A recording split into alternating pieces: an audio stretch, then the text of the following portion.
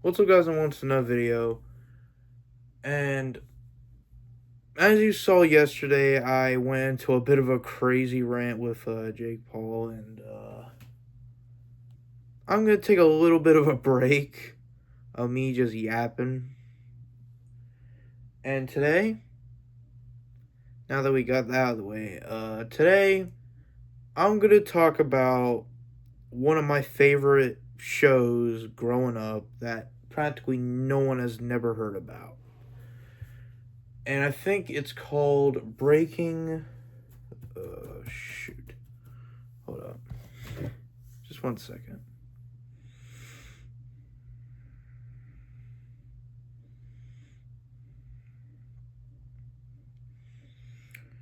Alright. It is called Breaking the Magician's Code, Magic's Biggest Secrets Finally Revealed. Now, for those who don't know what the show is, now obviously you saw from the thumbnail, it showed a masked magician in the thumbnail. Now, to get a bit of context to this show came out around like the late 90s, early 2000s, to where the basic premise of this show was that it has like this masked magician who would essentially like show how every magic trick is like, done and all that. And one of the episodes that he does that he puts like some of the like women that he has in his show, and it's like,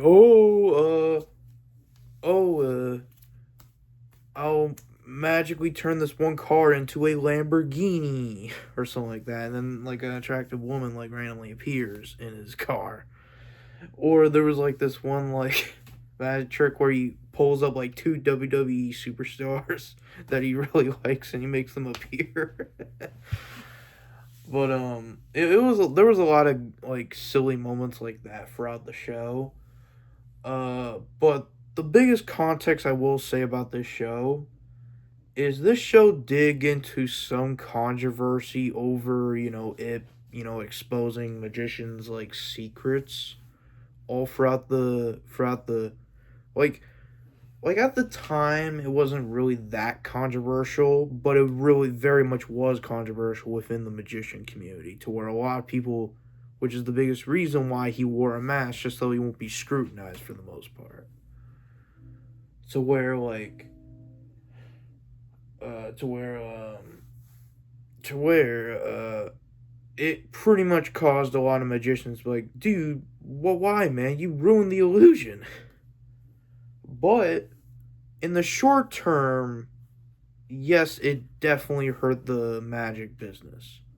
But in the long run, this would unintentionally would pave the way for magicians to like think of big and better tricks.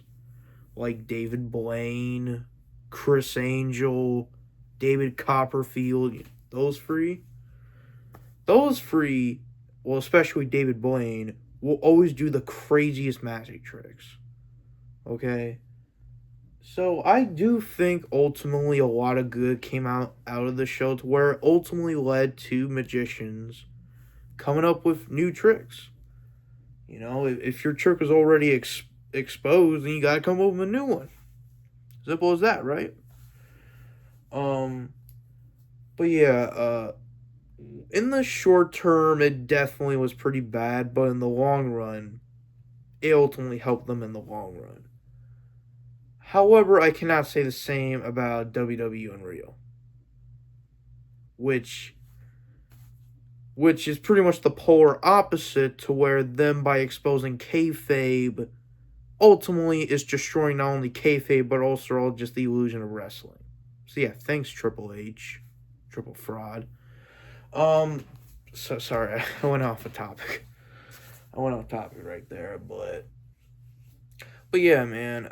If you are interested in watching this show, I do have a playlist. Hopefully, that will be in the description to where you could binge watch all the episodes, and it's a really fun show.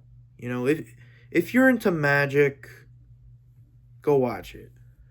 But really, the biggest reason why I got into this show is because growing excuse me. Growing up, I used to be in like a phase to where I just loved like watching magicians, like on screen anyway. To where I got into movies like Now You See Me. Uh, I even tried to do like magic tricks. I was absolutely not that good in it, if you want me to be honest. But yeah, that's the biggest reason why I really got into that show. It was straight up addicted to it. I think it was on Netflix at one point. I think I remember it was on Netflix at one point, I'm pretty sure. But it's no longer there anymore, obviously. To where you could watch it on Prime Video as well if you don't want to watch it on YouTube. But yeah, that's really the biggest reason why I watched this show, mostly because I was pretty huge. I was kind of in a magician phase in my life. So, those really are my thoughts on this show. And I'll see you guys in the next one. Peace.